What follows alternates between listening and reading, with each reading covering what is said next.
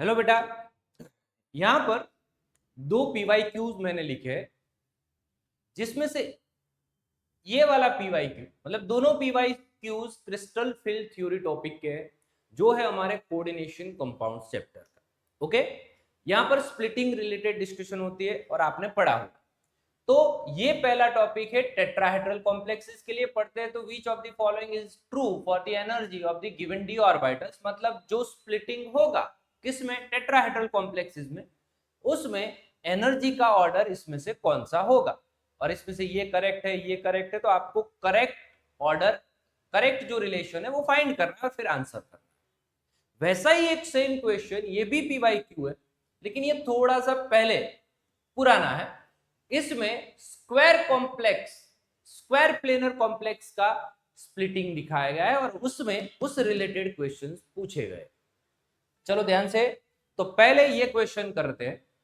अब आपने जो पढ़ा वो है टेट्राहेड्रल का स्प्लिटिंग, और टेट्राहेड्रल में क्रिस्टल फील्ड स्प्लिटिंग एनर्जी को डेल्टा ओ बोला जाता है।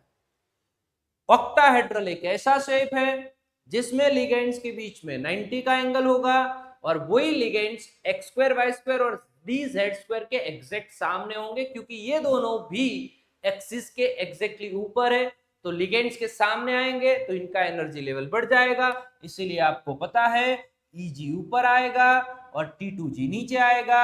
T2G में तीन ऑर्बिटल्स हो गए, dxy, dyz और dxz, और EJ में हो गए dx स्क्वायर वाई स्क्वायर और dz स्क्वायर। चलो क्लियर। लेकिन क्वेश्चन तो टेट्राहेड्रल का है, तो टेट्राहेड्रल में बॉन्ड एंगल हो जाता है 109, और अगर हम कार्टेशियन कोऑर्डिनेट्स को देखें तो टेट्राहेड्रल में लिगेंड्स एग्जैक्टली उनके बीच में आएंगे, इसीलिए जिसके भी लोब्स, जिस ऑर्बिटल में लोब्स एक्सिस के बीच में है, ये तीन, उनकी एनर्जी बढ़ जाएगी। इसीलिए यहां पर ऑर्डर अपोजिट हो जाएगा, और ये ऑर्डर है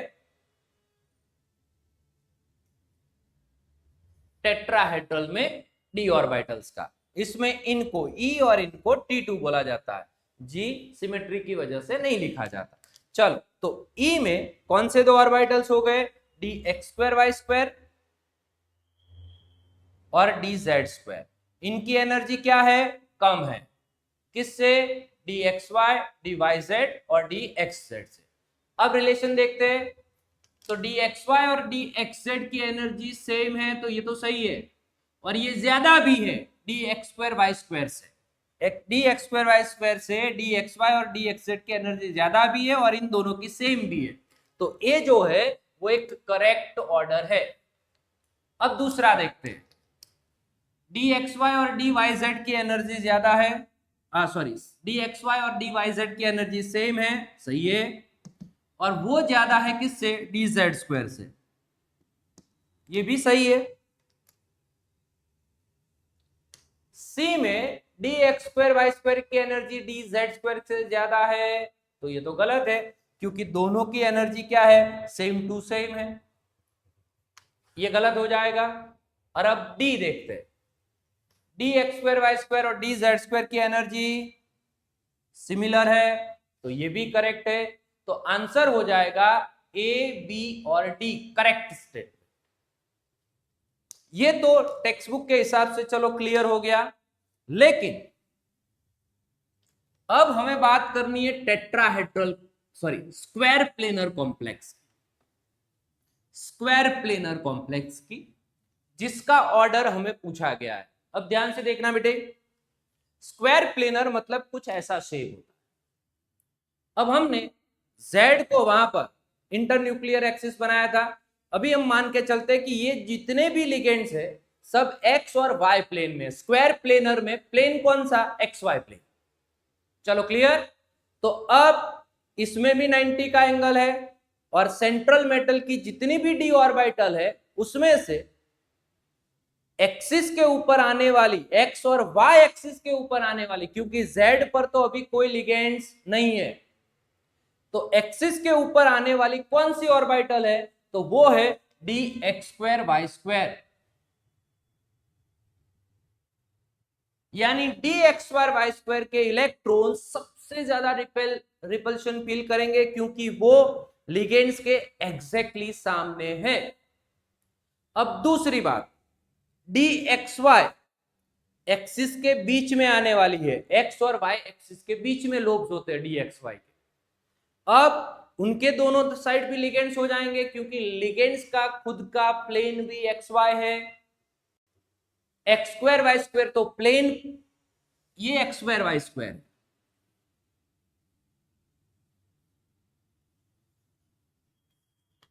अब यहां पर लिगेंड्स आएंगे तो ई सबसे ज्यादा रिपेल होगी। अब एक्स वाई कहां पर है, तो ये जो ब्लू लगाया मैंने अभी, ब्लू कलर से जो लोब्स बना है वो है डी एक्स वाई के। तो ये भले ही थोड़े दूर हो जाएंगे लेकिन दोनों साइड पर लिगेंड, दोनों साइड पर लिगेंड, तो लिगेंड के इलेक्ट्रॉन इनके इलेक्ट्रॉन को भी ज्यादा रिपेल करेंगे, इसीलिए दूसरे नंबर पर एनर्जी लेवल हो जाएगा डी एक्स वाई का। अब तीन बचे orbitals D z square. D z square में जेड पर ही लोब्स है, लेकिन जो डोनट है बीच में जो रिंग है वो तो एक्स वाई प्लेन पर है। इतना इसका इंफ्लुएंस नहीं होगा जितना एक्स स्क्वायर वाई स्क्वायर पर हो रहा था, लेकिन बहुत ज्यादा होगा, इनके कंपेयर में कम होगा। लेकिन ये जो एक्स वाई रिंग के इलेक्ट्रॉन्स होंगे, यहां पर रिंग पर जो कोई इलेक्ट्रॉन आएगा तो वो लिगेंड से रिपेल होगा, इसीलिए तीसरे नंबर पर आते हैं डी जेड स्क्वायर। और अब आखिरी दो ऑर्बिटल्स बचे डी एक्स जेड और डी वाई जेड। इनमें जेड एक्सिस पर एक एक लोब है जिनको इलेक्ट्रॉन बिल्कुल रिपेल नहीं करेंगे क्योंकि जेड एक्सिस पर तो लिगेंड्स आए ही नहीं है। इसमें एक्स और वाई पर थोड़ा सा रिपल्शन होगा।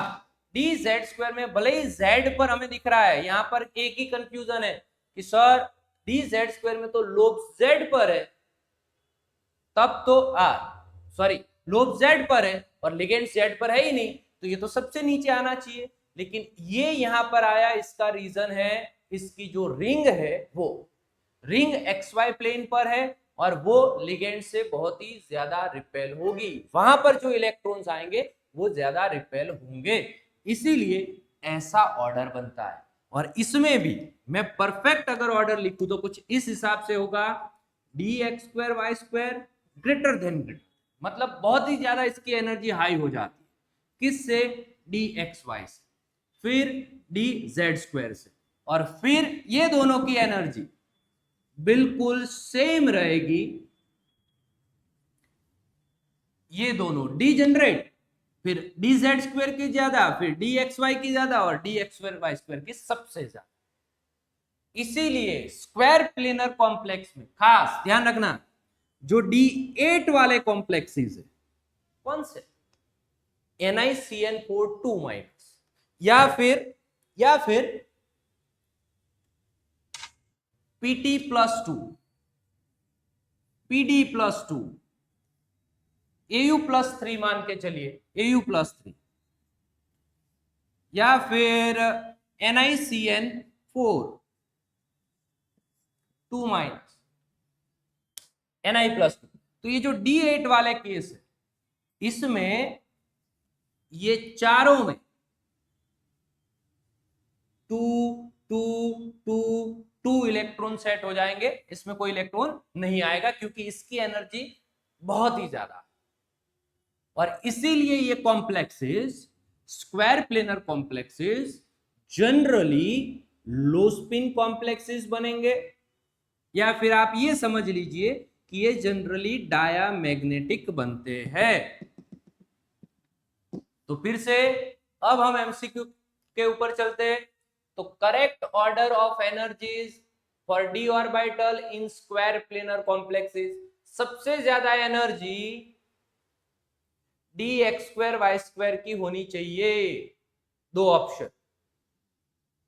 फिर दूसरे नंबर पर DXY होना चाहिए,